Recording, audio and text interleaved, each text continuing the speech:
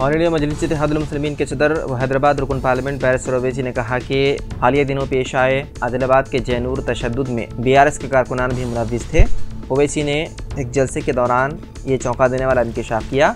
उन्होंने कहा कि ये जानकर हैरत हुई कि BRS कारकुन जैनूर में तशद्दुद के दौरान मुसलमानों के घरों पर हमले कर रहे थे, जबकि BJP के कारकुन कम थे।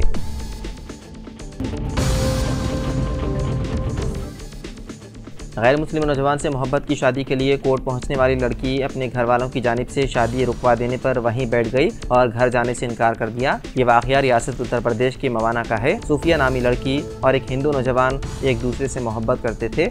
उन दोनों ने शादी करने का फैसला किया और वो दोनों 4 रोज़ कबल अपने घरों से फरार हो गए। इस मामले में लड़की के घर वालों ने नौजवान पर शक जाहिर किया और मवाना पुलिस स्टेशन में शिकायत दर्ज करवाई। इस दौरान लड़की के घर वालों को इत्तला मिली कि लड़का और लड़की अदालत आए हुए हैं।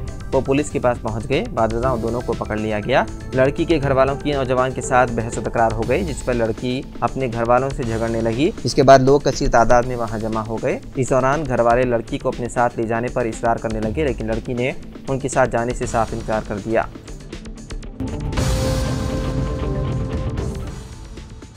Hyderabad disaster response and assets monitoring agency यानी कि हाइड्रा के हुक्काम ने कोकटपल्ली के इलाके में गैर कानूनी तामीरात पर तवज्जो मरकूज करते हुए 2 हफ्तों के वक्फे के बाद इतवार 22 सितंबर को हैदराबाद में मसमारी की कार्रवाइयां दोबारा शुरू की है। हाइड्रा ने कोकटपल्ली नाला चेरू में उन इन्हेदामी कामों का आगाज किया जिसमें उन तजावीज़ात को निशाना बनाया गया जिनमें रिहायशी और ज़ेर तामीर दोनों इमारतें शामिल हैं।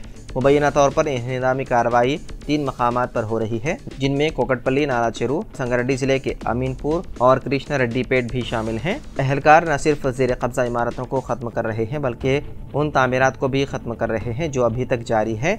इस ऑपरेशन के एक हिस्से के तौर पर कुल 16 ढांचों को मसमान करने के लिए निशाना ज़द किया गया है। मगरबी बंगाल के मुर्शिदाबाद जिले के फरक्का में इतवार की सुबह एक मालगाड़ी बड़े हादसे से बाल बाल बच गई। फरक्का थाना इलाके के खुदाबंदपुर इलाके में चलती मालगाड़ी के कुछ बोगियां इंजन से अलग हो गई, ताहम कोई बोगी पटरी से नहीं उतरी। इस तरह बड़ा हादसा टल गया। ऐनी शाहिदीन के मुताबिक मालगाड़ी धूलियां से फरक्का की तरफ जा रही थी। इस दौरान कुछ बोगियां अचानक अलग हो गई। अलग हुई बोगियों को पीछे छोड़कर इंजन समेत कुछ बोगियां थोड़ी आगे बढ़ गई, लेकिन कोई बड़ा हादसा नहीं हुआ।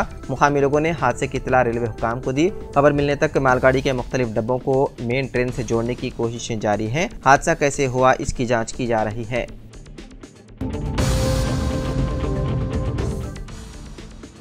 आंध्र प्रदेश के नायब वज़ीर आला पवन कल्याण का तिरुपति प्रसाद तनाज़े को लेकर 11 रोज़ा उपवास का ऐलान। आंध्र प्रदेश में तिरुपति बालाजी मंदिर के प्रसाद लड्डू में जानवरों की चर्बी के इस्तेमाल की खबर के बाद से जारी सियासी हलचल थमने का नाम नहीं ले रही। अब इस मामले में रियासत के नायब वज़ीर आला और अदाकार पवन कल्याण ने कफ़ारा देने का फैसला किया। वो आज से 11 रोज़ा उपवास रखेंगे।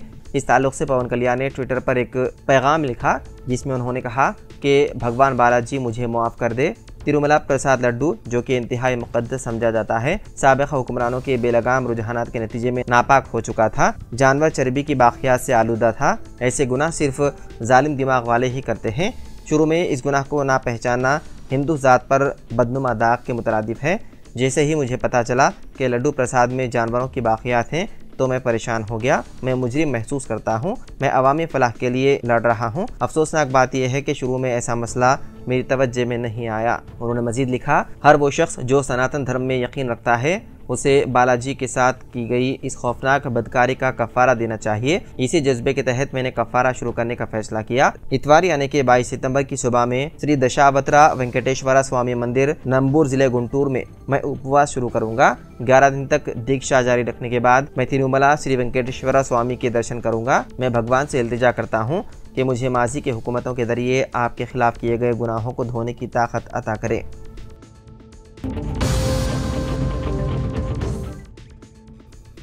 रुकन कानून साज काउंसिल व न्यूज़ एडिटर सियासत जनाब आमिर अली खान साहब के जनगांव आमद पर जनगांव बस स्टैंड चौराहे के पास जमात शरीफ एडवोकेट, सदर मुस्लिम डेवलपमेंट कमेटी जनगांव डिस्ट्रिक्ट और जनगांव के मुसलमानों ने वालिहाना इस्तकबाल करते हुए उनकी शालपोशी की।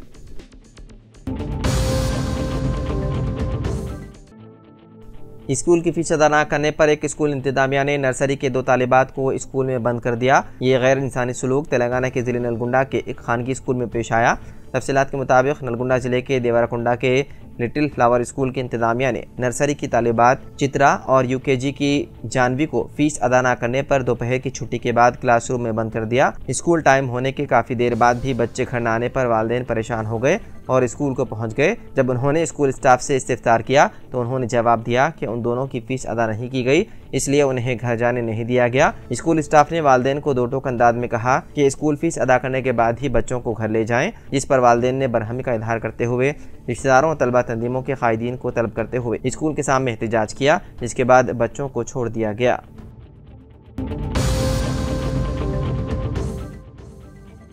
तेलंगाना हुकूमत का नोटरी दस्तावेजात के रजिस्ट्रेशन के लिए खुसूसी मुहिम का मंसूबा। तेलंगाना की कांग्रेस हुकूमत नोटरी की हुई गैर रजिस्ट्रेशन दस्तावेजात के खिलाफ खुसूसी मुहिम चलाने पर संजीदगी से गौर कर रही है। गैर रजिस्टर्ड दस्तावेजात पर स्टैंप लगाई जाएगी और इन दस्तावेजात की तस्दीक की जाएगी। इस कार्रवाई के जरिए हुकूमत तस्दीक शुदा दस्तावेजात से आमदनी के साथ साथ अदालतों में उन्हें कारामद बनाने का संजीदगी से जायजा ले रही है। फरोख्त का मुआहदा सीलडेट के साथ दीगर शवाहिद को नोटरी किया जाता है। इस तरह नोटरी की हुई गैर रजिस्टर्ड लाखों दस्तावेजात हैं। नोटरी दस्तावेजात के खिलाफ एक खुसूसी मुहिम चलाने का मंसूबा बनाया जा रहा है। जिस तरह ट्रैफिक चालानात के लिए मुहिम चलाई जाती है, इस मुहिम के दौरान गैर मजाज दस्तावेजात को भी बाकायदा बनाने पर गौर किया जा रहा है।